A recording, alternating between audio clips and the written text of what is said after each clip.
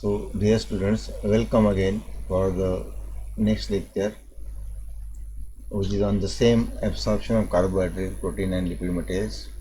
In previous lecture, we have seen that the diagrammatic presentation or the charts, how the absorption actually takes place. Now, here we'll see how the absorption was carried out. In contrast to the water-soluble nutrient materials, lipid-soluble nutrients can diffuse through a plasma membrane. Once inside the cell, they are packaged for transport via the base of the cell and then enter the lacteals of the villi to be transported by lymphatic vessels to the systemic circulation via the thoracic duct. And the absorption of most nutrients through the mucosa of the intestinal villi requires active transport fueled by ATP. Fuel means they require the energy.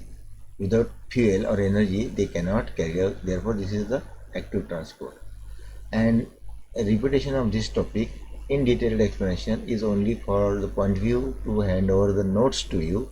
These are the short notes or brief notes and to be there in your hand. Now, first the carbohydrate absorption. All the carbohydrates are absorbed in the form of monosaccharides. The small intestine is highly efficient at these absorbing monosaccharides at an estimated rate of 120 grams per hour. Means about 120 grams of carbohydrates are absorbed per hour. All normally digested dietary carbohydrates are absorbed. Indigestible fibers are eliminated in the feces, or we can say thrown out, ejected out from the body in the waste. The monosaccharides like glucose and fructose are transported into the epithelial cells by common protein carriers. Therefore, we can call it as a facilitated or co-transport mechanism via a secondary active transport, that is co-transport. We can call it as a co-transport or facilitated transport with sodium ions. Means sodium are the carriers, sodium molecules use it to carry the material. Then furthermore, the monosaccharides leave the cells via facilitated diffusion and enters the capillaries through intercellular clefts. So this is again one facilitated diffusion and enters the capillary through the intercellular clefts. This is the way of transmission of this material. The monosaccharides fructose, which is in fruit, generally found in fruits, not so sweet but faintly you can say, it is absorbed and transported by facilitated diffusion alone, and the monosaccharides combines with the transport proteins or the carrier proteins immediately after the disaccharides are broken down, because disaccharides are broken down into these monosaccharides, and in this way the transmission of carbohydrates is carried out or facilitated. Next, absorption of protein materials. We have seen trypsin is the material mainly playing a key role. We will see here the active transport mechanism in absorption of protein, primarily in the duodenum and jejunum, absorb most proteins as their breakdown products. So the breakdown products are mostly the amino acids, because the proteins are composed of amino acids, or we can say polypeptide chain is nothing but of amino acids. So almost all, means about 95 to 98% of protein is digested and absorbed in the small intestine. And the type of carrier that transport an amino acid varies. Most carriers are linked to the active transport of sodium. Short chains of 2 amino acids, generally dipeptidases, or 3 amino acids called as tripeptidases, are also transported actively, or we can say the transportation is also fueled by adenosine triphosphate energy. However, after they enter the absorptive epithelial cells, they are broken down into their amino acids before leaving the cell, and entering the capillary blood via diffusion, because they enter either in the capillaries or in the lacteals. And finally, we will see in detail the lipid absorption, because in lipid absorption there are two additional steps. These are not directly absorbed by the wall of intestine. Instead, they convert into the micelles and lipoid materials. About 95% of the lipid materials are absorbed in small intestine. Bile salts not only speed up the lipid digestion, but they also are essential and important for the absorption of the end product of the lipid digestion. Short chain fatty acids are relatively water soluble and can enter the absorptive cells, or we can call it as enterocytes.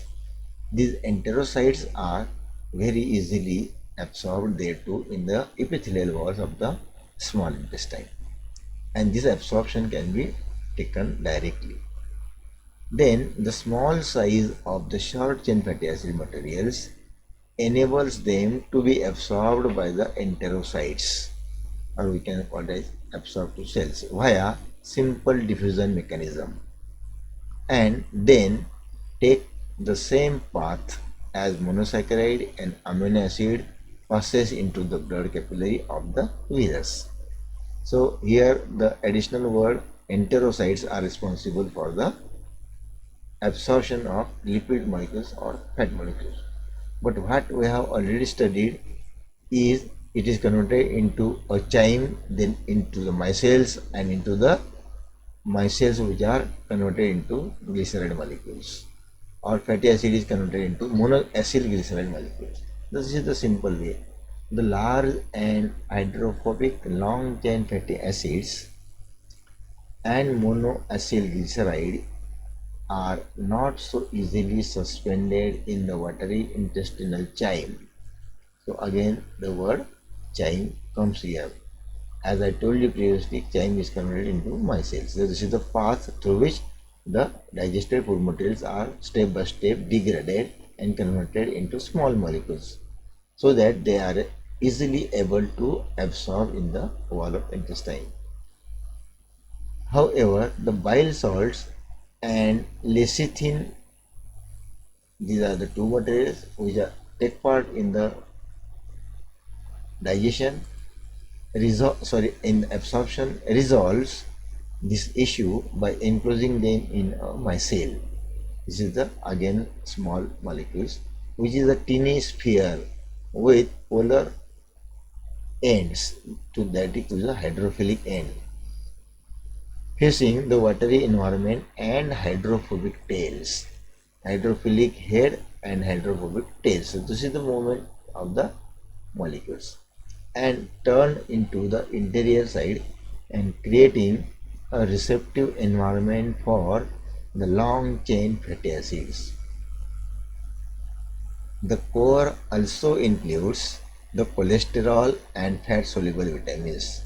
So in the fat group, cholesterol is also one of the group which is a fatty material, and fat soluble vitamins are also there. So without micelles, the lipid would sit on the surface of the chyme. It will not pass in the further process of absorption. They will stick there to the chyme material and never come in contact with the absorptive surfaces of the epithelial cells. Micelles can easily squeeze between microvilli and get very near the luminal cell surface. At this point, lipid substances exit the micelle and are absorbed via simple diffusion process. And in this way, on the whole path of absorption from the intestine, from chyme to the micelles, the absorption by simple diffusion is carried out. One more thing to be noted here, that the free fatty acids and monoacyl glycerides that enters the epithelial cells are reincorporated again reincorporated into the triglyceride materials, and these triglycerides are mixed with phospholipids and cholesterol and surrounded with a protein coat. So this is the final step. One more thing to be discussed here in lipid absorption is, unlike amino acids, simple sugars, lipids are transformed as they are absorbed through the epithelial cells. In lipid absorption, the new complex of the food material absorption, generally called as chylomicron, is a water-soluble lipoprotein material which, after being processed by the Golgi apparatus, these chylomicrons are released from the cell, and these are too big to pass through the basement membrane of the blood capillaries. These chylomicrons instead enter the large pores of the lacteals. These lacteals come together to form the lymphatic vessels. Because these are very thin, then the iron molecules are very large. Therefore, they have to dissolve from chyme to the micelles from the chylomicrons, and in this way, they are very small and come together to form the micromolecules to pass through the lacteals. The lacteals come together to form the lymphatic vessels. The chylomicrons are transported in the lymphatic vessel, and instead of blood, these fat materials enters into the lymph vessels and enters into the thoracic duct, and then from there they passes into the subclavian vein, and from subclavian vein they enter the circulatory system. In this way, the path of chylomicron to the lacteals to the subclavian is carried out or facilitated. Once in the bloodstream, the enzyme lipoprotein lipase breaks down the triglycerides of the chylomicrons into free fatty acids and glycerol is carried out. Means whenever the food material is broken down, then the triglycerides of the chylomicrons, they transform into free fatty acid molecules and glycerol molecules, and these both are together forming the lipoprotein material or lipase material. This is the one important thing to be reported in the lipid absorption. Finally, these breakdown products then passes through the capillary walls to be used for energy by the cells or stored in the adipose tissues as a fat material. Generally, fat material is stored in adipose tissue. These are the specialized cells which store the fat. So liver cells combine the remaining chylomicron remnants, or we can say the whenever the absorption completely carried out in the lipid digestion, after lipid digestion, lipid molecules are absorbed, and if some materials are leaving back, chylomicron material remain back, they are combined with proteins and forming lipoprotein molecules, and that transport cholesterol in the blood, and in this way the digestion and absorption is completed here. But even though if you have any problem, if you have any difficulties, you welcome to contact me by telephone directly. I will resolve your problems. Okay, so see you for today's lecture. Here we'll stop because the chapter is completed. We will see the next chapter in the next period. Till then, see you.